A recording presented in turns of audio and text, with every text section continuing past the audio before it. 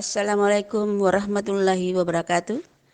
Anak-anakku sekalian, balik kepada pertemuan kali ini kita akan membahas tentang sistem demokrasi parlementer. Dalam sistem demokrasi parlementer ini kita akan membahas tentang bagaimana sejarah demokrasi di Indonesia. Berbicara tentang sejarah demokrasi Indonesia, itu diberlakukannya Undang-Undang Dasar 1945 pada periode pertama, yaitu tahun 1945 sampai tahun 1949. Dalam praktiknya, demokrasi ini dalam perjalanannya mengalami banyak ketimpangan, baik dalam kehidupan politik dan pemerintahan pada masa itu, yang mengakibatkan pemerintahan tidak berjalan dengan stabil.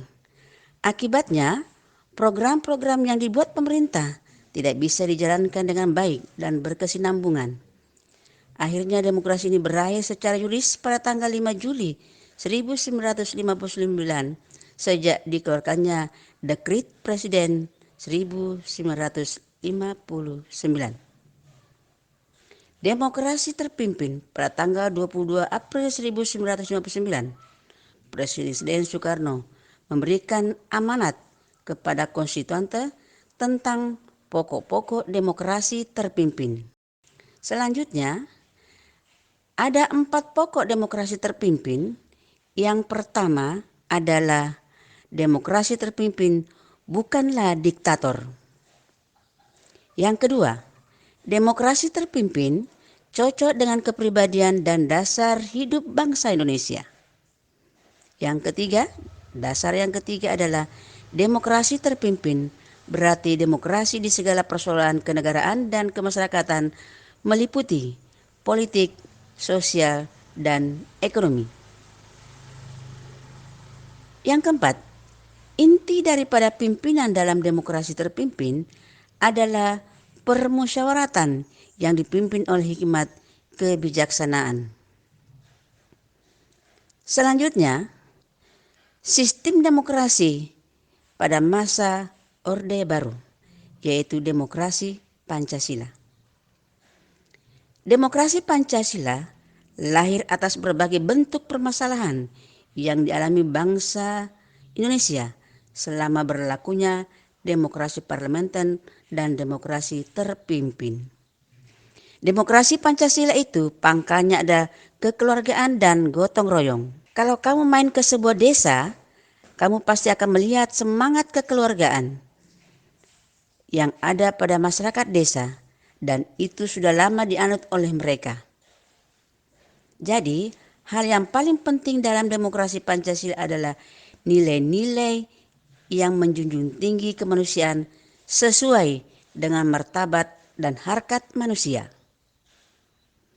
Menjamin persatuan dan kesatuan bangsa, mengutamakan musyawarah, rasa tanggung jawab kepada Tuhan Yang Maha Esa menurut agama dan kepercayaan masing-masing, dan mewujudkan keadilan sosial. Selanjutnya, di era Orde Baru terdapat pelanggaran-pelanggaran demokrasi.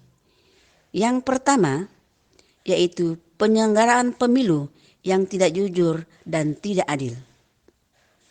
Yang kedua, kurangnya jaminan kebebasan mengemukakan pendapat. Yang ketiga, pemberedelan sejumlah media yang mengkritik pemerintah. Yang keempat, kriminalisasi terhadap individu maupun kelompok yang tidak sependapat dengan pemerintah. Yang kelima, maraknya praktek kolusi, korupsi, dan nepotisme. 6. Pengekangan diskusi-diskusi kampus. Yang ketujuh, sistem kepartean yang berat sebelah dan tidak otonom.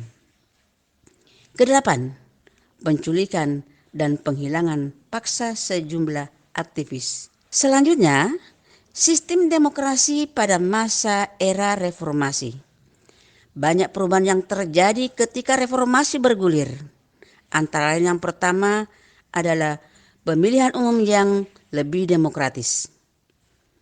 Lembaga demokrasi lebih berfungsi, mewujudkan kehidupan yang lebih demokratis seperti halnya peraturan-peraturan yang dijalankan serta hukum. Selanjutnya, memaknai demokrasi Pancasila sebagai nilai-nilai budaya politik yang mempengaruhi sikap hidup politik pendukungnya.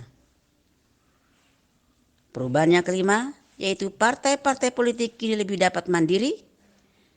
Nah, itulah kira-kira yang mengalami perubahan pada masa era reformasi. Mungkin di antara kalian anakku mengetahui siapakah itu Sultan Syahrir.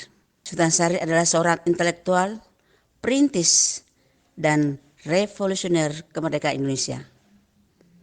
Setelah Indonesia merdeka, ia menjadi politikus dan Perdana Menteri pertama Indonesia. Ia menjabat sebagai Perdana Menteri Indonesia dari 14 November 1945. Beliau menuangkan gagasan dan konsepsinya tentang demokrasi ke dalam sebuah buku berjudul Perjuangan Kita. Syahrir mengatakan, kalau individualisme adalah elemen terpenting dalam negara dan sistem yang demokrasi atau demokratis.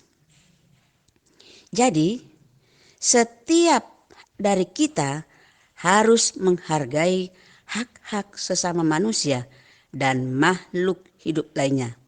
Seperti tidak boleh membuli, menghina, mengucilkan, dan juga menyudutkan.